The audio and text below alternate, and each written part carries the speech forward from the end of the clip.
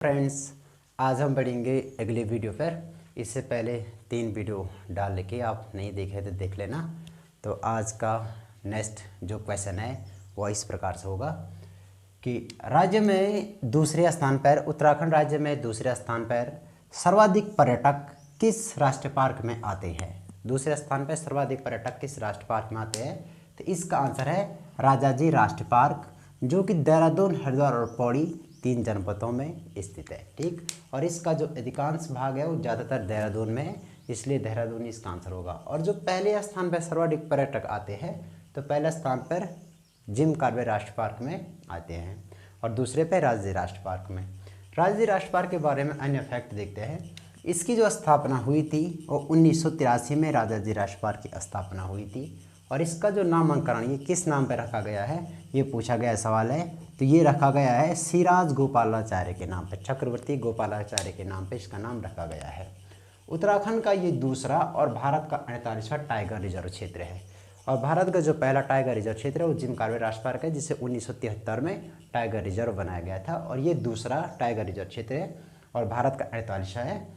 और ये tiger reserve क्षेत्र 8 अप्रैल 2015 में इसको टाइगर रिजर्व क्षेत्र बनाया गया था, 8 अप्रैल 2015 में।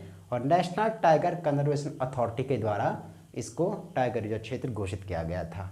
ये मूल रूप से जो संरक्षण करता है हाथी का संरक्षण करता है। ये काफ़ी बार एग्जाम में ये पूछा गया है। तो हाथी का ये मूल रूप से संरक्षण करता है, लेकिन ये टाइगर रिजर्व क्षेत्र 2015 में बनाया गया है। ठीक, अन्य चीज़ें इसमें 3 छोटे छोटे उद्यानों या 3 छोटे छोटे राष्ट्रीय पार्कों से मिलकर का इसका गठन किया गया है। 1983 में 3 छोटे छोटे उद्यानों से मिलाकर इसका गठन हुआ है, जिसमें पहला है चिल्ला अभ्यारण्य, दूसरा है राजाजी अभ्यारण्य और तीसरा है मोतीचूर वन्यजीव अभ्यारण्य कहते हैं इसको। और ये भी एग्जाम में आ चुका है। मोतीचूर वन्यजीव अभ्यारण्य हरिद्वार में स्थित है। तो इन तीनों को मिला करके इसको संयुक्त रूप से एक राष्ट्रीय पार्क के रूप में बनाया गया है। और मोतीचूर वन्यजीव अभ्यारण्य की स्थापना 1935 में हुई थी और ये उत्तराखंड का प्रथम वन्यजीव अभ्यारण्य है। और उत्तराखंड का अगर प्रथम राष्ट्रीय पार्क की बात आती है तो वो जिम कार्बे राष्ट्रीय पार्क है, उसकी स्थापना भी इसी समय हुई थी 35-36 में। और प्रथम अभ्यारण्य की बात आएगी तो ये आ जाएगा। ठीक, इससे कुछ और है, इसमें है कि कितने प्रकार के जीव जंतु इसमें रहते हैं। तो इसमें लगभग 23 प्रकार के जीव जंतु रहते हैं, जिसमें हाथी हो गया, चित्तल हो गया, टाइगर हो गया, नीलगाय हो गया, etc आदि 23 प्रकार के रहते हैं। और पक्षियों की प्रजाति इसमें लगभग 313 के आसपास पाई जाती है, जिसमें तोता, कबूतर, मोर आदि विभिन्न प्रकार की पक्षियाँ पाई जाती है।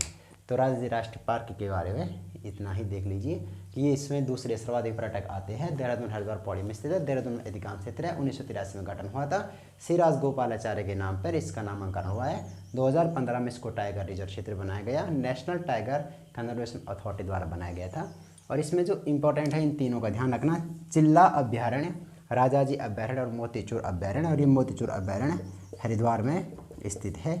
ठीक, तो इससे इतना हो गया। अब बढ़ते हैं नेक्स्ट क्वेश्चन की ओर। ये नेक्स्ट क्वेश्चन रहा जो इस प्रकार से है। तो सवाल है कि बंदरपुर, सबसे पहले देखना बंदरपुर जो ग्लेशियर है वो उत्तरकाशी में। और कई बार यही पूछा जाता है कि बंदरपुर ग्लेशियर कहाँ स्थित है, उत्तरकाशी में। तो बंदरपुर ग्लेशियर उत्तरकाशी से टोंस नदी का उद्गम स्थल होता है, टोंस नदी निकलती है।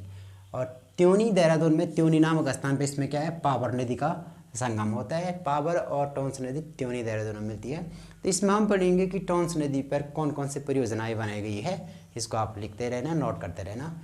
तो टोंस नदी देहरादून में जो पहली परियोजना इस पर बनाई गई पहली परियोजना छिब्रो परियोजना, जो 240 मेगावाट की है। दूसरी परियोजना है डकरानी परियोजना, 33 मेगावाट की है और ये डकरानी परियोजना 1965 में बनाई गई थी। तीसरी परियोजना इस पर कुल्हाल परियोजना जो 30 मेगावाट की है। फिर नेक्स्ट है इसमें डकलीपुर परियोजना 51 मेगावाट की है। और खोदरी परियोजना, नेक्स्ट है खोदरी परियोजना जो 120 मेगावाट की है। और लास्ट है इसमें किसाउबान परियोजना, ये काफ़ी एग्जाम में पूछा गया है। देहरादून में किसाउबान परियोजना किस नदी पे, टोंस नदी पे। और किसाउबान परियोजना 600 मेगावाट की है। तो टोंस नदी पे देहरादून में छिब्रो परियोजना, डकरानी परियोजना, कुल्हार परियोजना, डकलीपुर परियोजना, खोदरी परियोजना और किसाऊ परियोजना है। इसके अलावा कुछ अन्य परियोजनाएं हैं ये पूछा गया है। लाखौड़ बांध किस नदी पे है? यमुना नदी पे, देहरादून में है। डाक पत्थर बैराज किस नदी पे है? यमुना नदी में, देहरादून में है।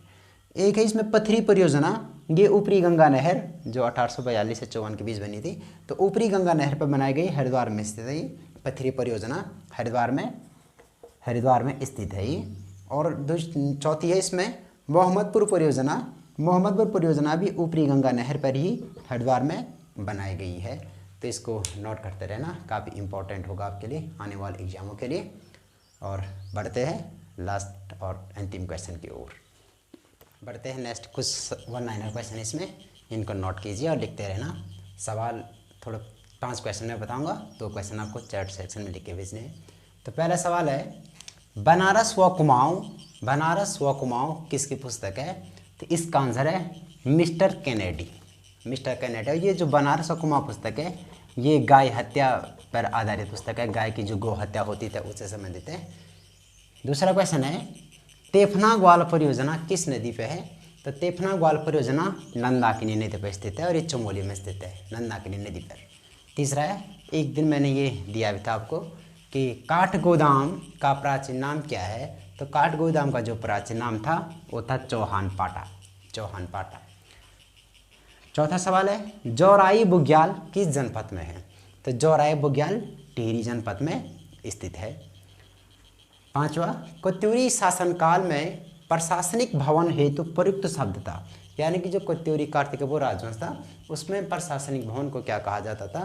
तो इसका आंसर है थर्प कहा जाता है, थर्प कहा जाता था। और ये 2 क्वेश्चन आपको चैट सेक्शन में मुझे लिख के भेजने हैं। पहला सवाल है, धर्मजाली गुफा किस जनपद में स्थित है? और दूसरा है, बाणासुर किले का स्थानीय नाम क्या है?